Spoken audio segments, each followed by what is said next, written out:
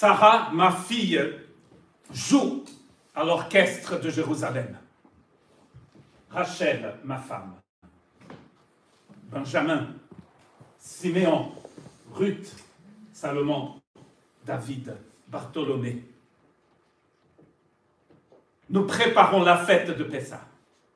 Pessah fait partie des 3 fêtes très importantes de notre religion. Dites les fêtes de pèlerinage avec Shavuot et Sukkot. La maison est propre car Rachel, ma femme, avec sa belle-mère, ma mère, sa mère, Ruth, Sarah, s'entraîne pour l'examen de l'orchestre de Jérusalem. La maison est propre car les femmes chez nous travaillent beaucoup. Oh, pas de traces de levain, parce que le pain sans levain.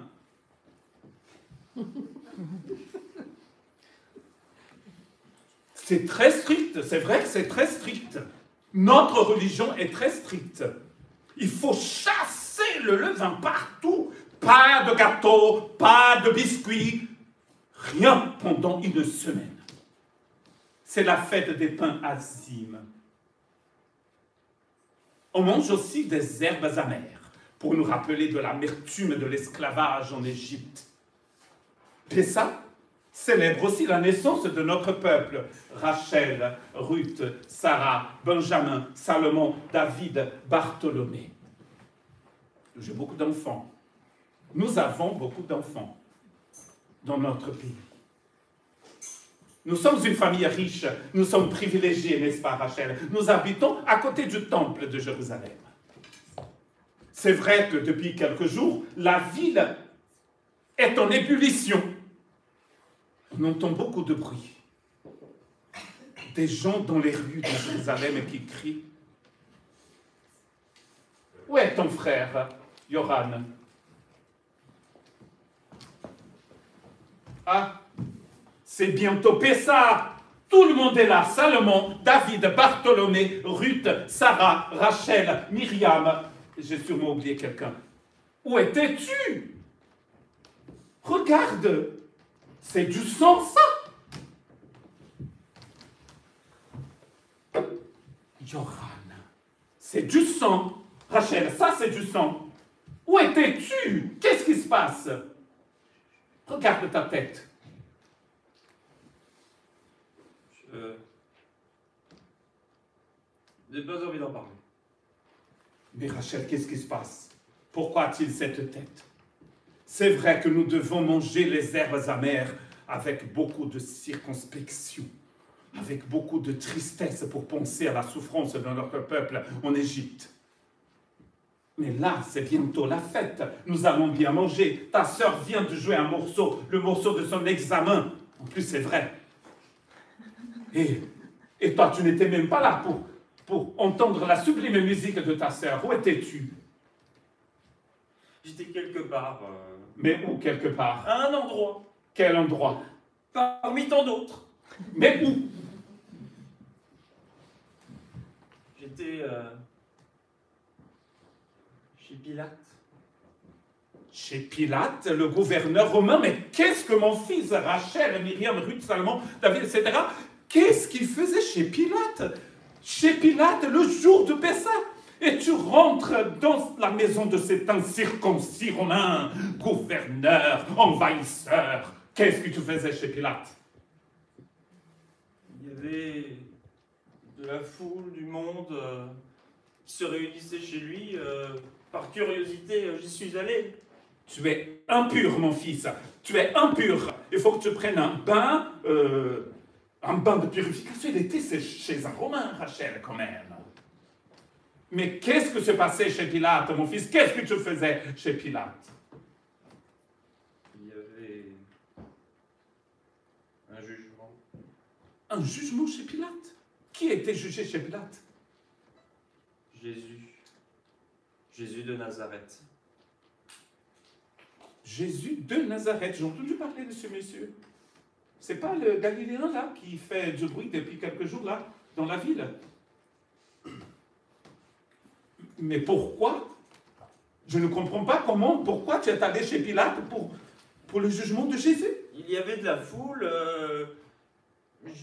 je me suis juste incrusté dedans, j'étais curieux, ma curiosité l'a emporté. Et j'ai assisté à ce jugement, il y avait plein de prêtres, le chef des prêtres même, et des amis à toi. Des amis à moi chez Pilate? Oui. Mais pas du tout. Mais qu'est-ce que mes amis à moi allaient faire chez Pilate, un Romain circoncis, envahisseur, gouverneur? J'en sais rien. Mais je ne J'aurais qu'à leur comprends pas. demander. Rachel, est-ce que tu peux m'expliquer pourquoi notre fils est allé chez Pilate pour le jugement d'un rabbin, enfin un faux rabbin? Ce monsieur n'a aucune autorité dans notre pays. Les chefs des prêtres ne le reconnaissent pas comme un rabbin. Mais qu'est-ce que tu faisais là? J'ai assisté au jugement. J'ai assisté au jugement de Jésus de Nazareth. Et il était condamné? Oui. Et bizarrement, les prêtres et même le chef, ils essayaient tous de le faire tomber. Mais pourquoi? Pourquoi est-ce que vous l'avez fait tomber, ce Jésus? Qu'est-ce qu'il a fait? Je n'ai pas entendu grand-chose comme preuve.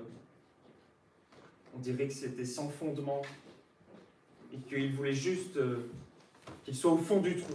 Ça n'a pas de sens, mon fils. Pourquoi est-ce qu'ils allaient... Mais qui a envoyé ce Jésus chez Pilate, un Romain, en pleine fête juive, sainte fête du Seigneur? Qu'est-ce qu'il faisait chez Pilate? Et ensuite, qu'est-ce que s'est passé? Sarah, est-ce que tu peux nous jouer un petit morceau? Comme ça. Le moment est grave. Mon fils qui va chez Pilate. Et alors, qu'est-ce que s'est passé ensuite? Bien, le jugement s'est effectué. Et il y a une chose que j'ai remarquée chez ce Jésus. Quand je le regardais, son regard me pénétrait. Et il ne disait pas un mot. Pas un seul. Il regardait la foule entière. Dans un mutisme le plus total. C'était à la fois effrayant, surprenant, mais il y avait une étrange sensation.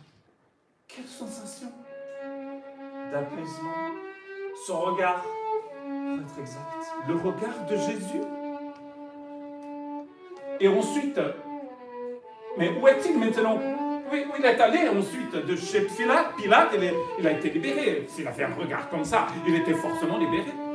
Après, nous sommes allés chez Hérode. Chez Hérode? Le faux roi Hérode? Cet homme, c'est une abomination. Il n'est même pas juif. Qu'est-ce que s'est passé chez Hérode? Eh bien, chez Hérode, ils ont mis Jésus sur une estrade. Et d'un seul coup, Hérode est monté. Et s'est moqué de Jésus un peu comme ça. Alors, Jésus, comme ça tu fais des miracles, n'est-ce pas? Oh, mais attends, j'ai du pain ici. Est-ce que tu peux m'en faire apparaître un autre dans mon autre main? Allez, vas-y. Bien sûr que non, vous voyez la foule? Il est ridicule. Allez, attrape. Et vous dans la foule, est-ce qu'il y a quelqu'un de malade? Oui, vous monsieur, vous êtes malade? Mais qu'est-ce que t'attends, Jésus? Tu vas pas l'aider? Oh bah tiens. Allez, fais-le. Eh ben non, tu restes là, tranquillement, posément, sans l'aider. T'es fier de toi? Ah bah bravo. Mais c'est un homme abominable, ce Hérode. C'est vrai que Jésus n'est pas un rabbin, mais c'est un juif. Jésus est juif. Hérode n'est pas un juif. Il travaille pour c'est la marionnette des Romains. Et ensuite, ils ont forcément libéré ce Jésus. Après, Hérode lui a mis un manteau de soie, je ne sais pas quelle matière c'était exactement, mais un très beau manteau. Et Et après, nous sommes retournés chez Pilate. Encore? Et il y a eu cette ancienne tradition de choisir entre deux malfaiteurs pour savoir qui sera libéré. Oui, oui, je connais cette tradition. Et alors, donc, du coup, ils ont libéré Jésus. Il y avait Jésus et il y avait de l'autre côté Barabbas. Barabbas. Sarah, Barabbas, c'est pas le monsieur qui est rentré dans le magasin de notre oncle Bengali? Vas-y, Sarah, joue quelque chose. Ça craint là. Ça craint. Et alors, ils ont libéré Barabbas? Non. Ils ont... Oui, ils ont libéré Barabbas. Oui, ils ont libéré Barabbas. Ils ont libéré Barabbas. Et c'était Pilate, du coup, qui organisait tout cela. Et il disait aux gens, cher peuple, je vous ai compris. Je sais évidemment que vous attendez des nouvelles infrastructures à Jérusalem, de l'écologie, et plus loin, nous partirons peut-être sur du nucléaire. Excusez-moi, je m'emporte un peu. Enfin bref, ce soir, c'est moi qui assisterai la fameuse ancienne tradition. Donc, je vous invite à choisir entre libérer Jésus ou Barabbas. Choisissez à main levée. Qui vote Jésus pour être libéré? Très bien. Pas beaucoup de personnes. Hein? Et qui vote Barabbas pour être libéré? Soit. Barabbas sera donc libéré et Jésus condamné. Nous allons donc commencer par les 40 coups de fouet moins 1, comme la tradition l'exige. 40. Et n'oubliez pas de voter pour moi, évidemment. Et du coup, ils ont commencé à le fouetter. C'est de là que vient les taches de sang sur mon voile. Oh. Il n'y avait pas besoin d'être prêt. J'étais assez loin, mais les coups de fouet étaient tellement vifs, acérés, et enlevant à chaque coup un peu plus de peau sur son dos.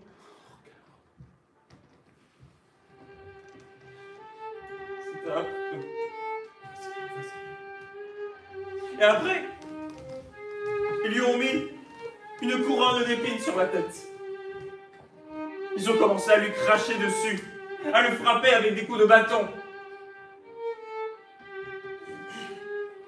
Et on lui a mis une croix sur son dos. Énorme, gigantesque, plus haut que toi. Et il l'a porté de chez Pilate jusqu'au mont Golgotha. Oh.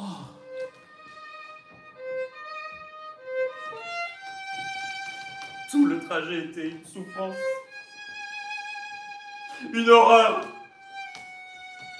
un supplice. Et j'ai assisté à ça.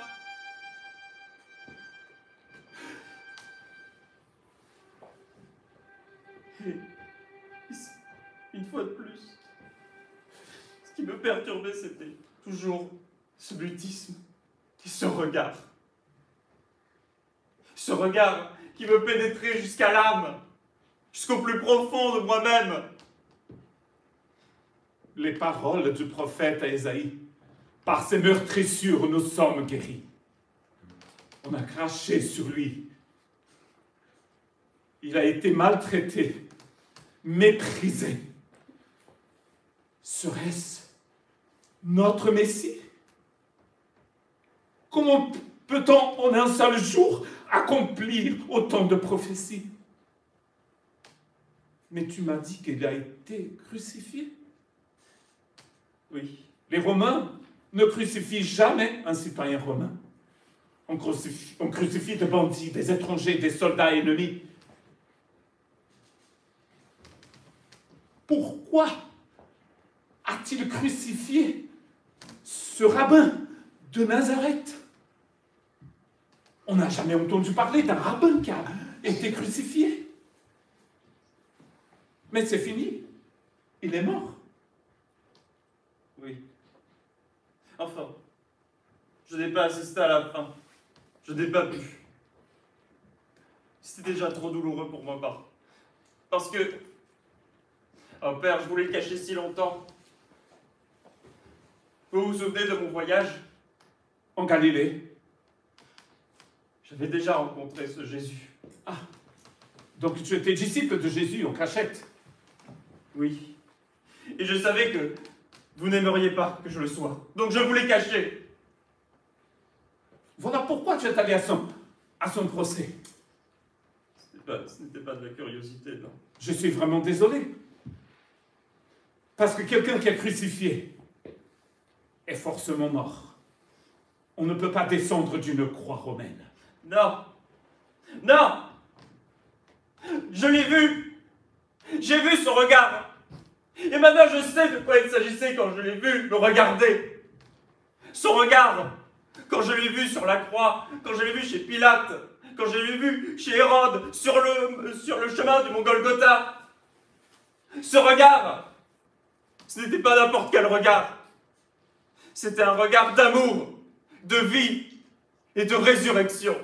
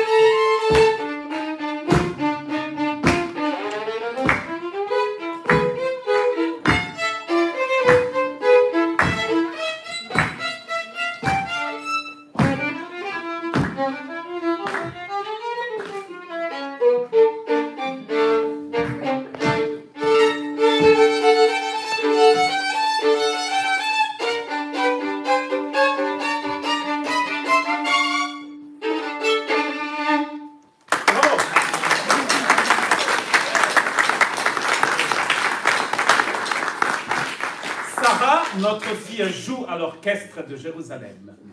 Rachel, Benjamin, Bartholomé, Salomon, David, Ruth, Myriam.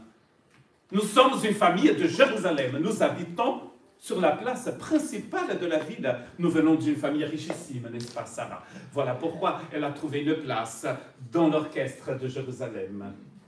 Nous avons eu un week-end très difficile, n'est-ce pas, Rachel? Myriam, Salomon, David, Ruth. Bartholomé, Benjamin, Sarah, notre fille qui joue à l'orchestre de Jérusalem. Le week-end était très difficile avec la mort de ce Jésus de Nazareth, crucifié entre deux bandits. Je suis allé voir mes amis hier et nous avons eu plus de renseignements sur lui. Apparemment, il a été condamné pour blasphème. Figurez-vous, imaginez-vous qu'il avait dit qu'il était le fils de celui qui vit pour les siècles des siècles.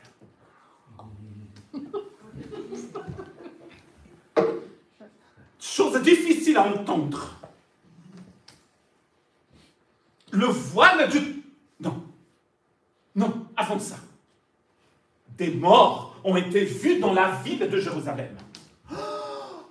On n'a jamais eu un week-end comme ça à Jérusalem. Jamais. Tout ce monde de partout. Et voilà qu'on a mis sur cette colline de Golgotha un bandit. Un autre bandit. Laurent le disait avant. Au milieu, Jésus de Nazareth. En plus, dans notre famille, nous avons un garçon qui est devenu disciple de ce Jésus. Je me souviens maintenant, on a vu, n'est-ce pas, par la fenêtre, passer cette foule qui criait « à mort, crucifie-le, crucifie-le ». Je me suis dit, cela, on dit à un bandit, à quelqu'un qui mérite la mort. Comme vous savez tous, ici, Myriam, Benjamin, Bartholomé, Salomon, David, Ruth, Sarah, Rachel. Les Romains ne crucifient jamais des gens bien. Et je me suis dit, cet homme qui porte cette lourde croix a sûrement fait énormément de choses terribles pour qu'on puisse le faire souffrir comme ça. 40 coups de fouet, moins un. On a arraché son corps. Je suis allé voir. Il avait du sang partout. Et je me suis dit, Rachel, ma femme, cet homme a dû faire des choses terribles pour mériter une telle mort. On ne crucifie pas un innocent. Soit il a commis le péché le plus terrible, soit, et là je tremble, Rachel, quand je dis ça, soit il est celui qu'on attend depuis toujours. Mais il est mort. Vas-y, Sarah, joue un petit morceau.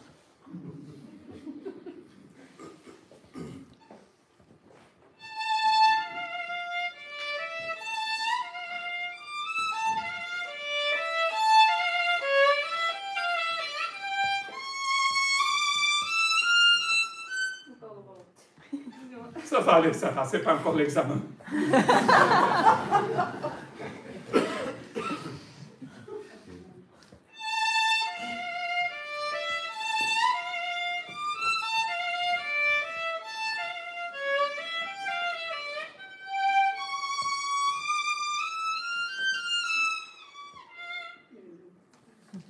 Ça va aller. Le week-end était difficile pour notre famille.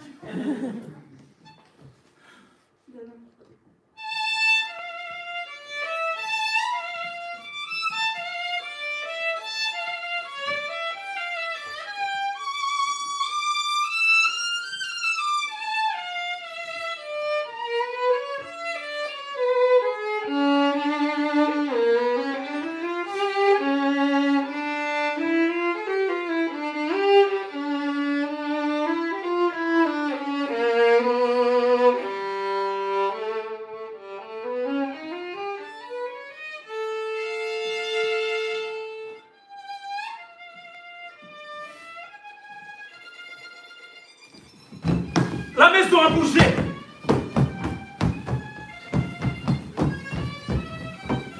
C'est un tremblement de terre.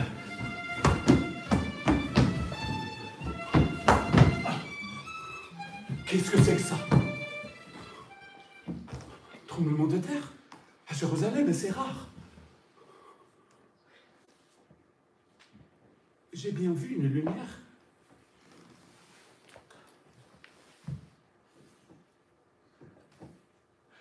Qu'est-ce qui se passe?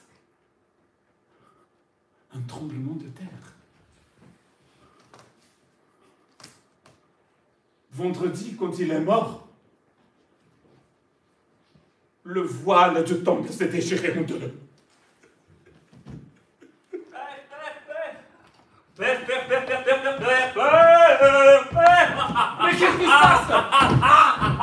Qu'est-ce qui se passe? Allez, danse avec moi. La la la la la la la la la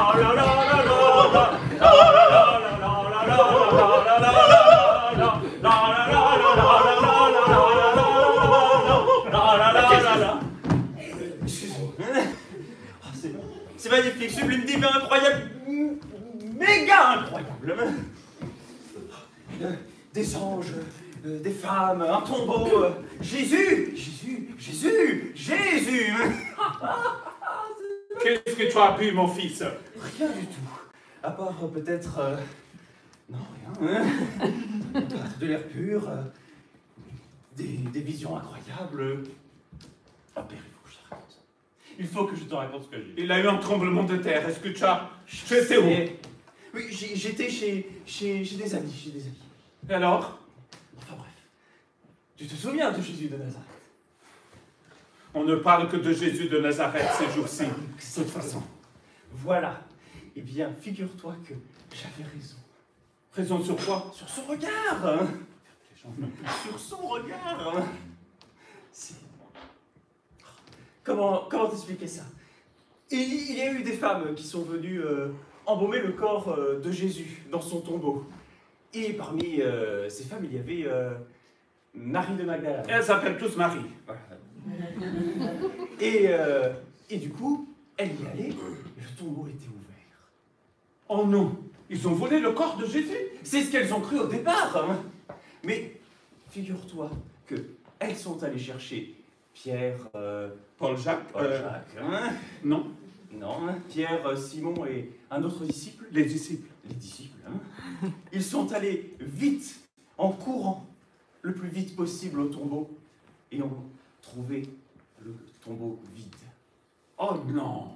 Oh, quelle horreur. Les Romains ont volé le corps de ce Jésus. Non.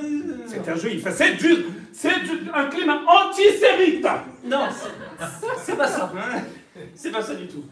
Donc, ils y sont allés, et après, ils sont partis, les disciples, et Marie s'est retrouvée toute seule, et là, Marie a vu dans le tombeau 2 anges. Un assis au niveau de la tête, d'où était le corps de Jésus, et l'autre au pied. Et là, c'était juste sublime. Qu'est-ce qui était sublime? Marie s'est approchée d'eux et a demandé où était son Seigneur. C'est alors que les anges lui ont tout simplement dit « Pourquoi cherches-tu parmi les morts celui qui est vivant ?» Et d'un seul coup, Marie a entendu derrière elle que quelqu'un l'appelait et devine qui c'était. Aucune idée. Un soldat romain. Non. Pilate. Non. Hérode. Jésus. Quoi? Jésus de Nazareth. Il est ressuscité. Il est vivant. Il est vivant. Mon fils, les gens, c'est sûr que des morts dans les Saintes Écritures ont ressuscité. Mais pourquoi? Non. Si. Non. Si. Non.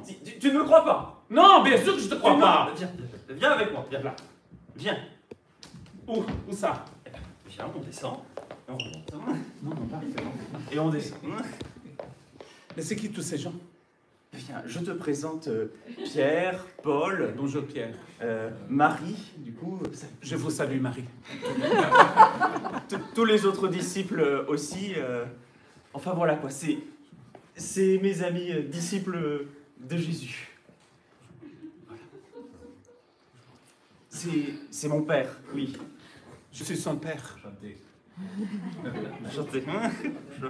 Voilà, c'est mon père, je vous le présente. Je voulais lui montrer à quel point c'était magnifique, évidemment, tout ce qui s'est passé. Vous êtes au courant, évidemment. Oui, bien sûr. Regarde. Ah!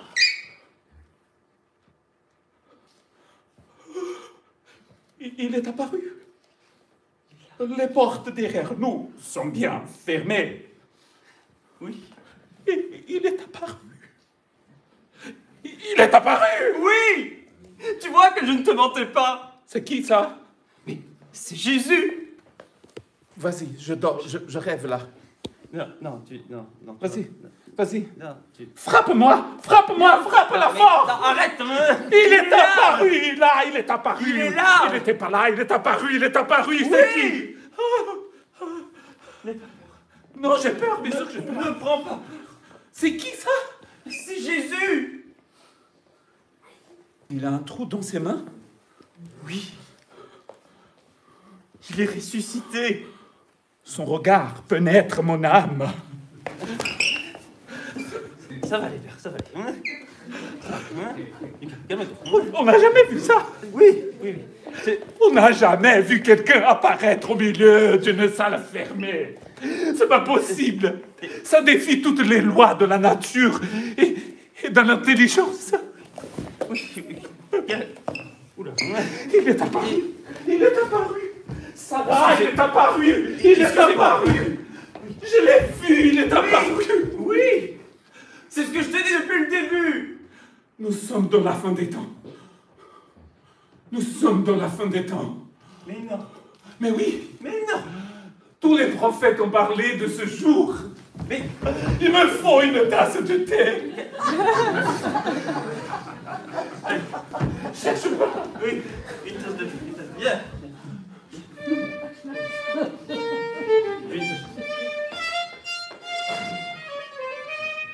Je te dis, ça va, il est bien apparu au milieu.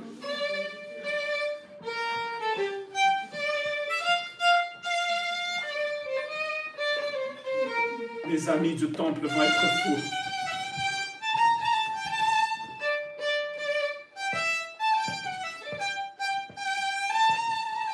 Ils vont être dingues. Mais oui. Ils vont être dingues. Mais comme. Ils vont être dingues. Mais c'est normal, mais. Parce qu'ils vont se rendre compte qu'il est ressuscité.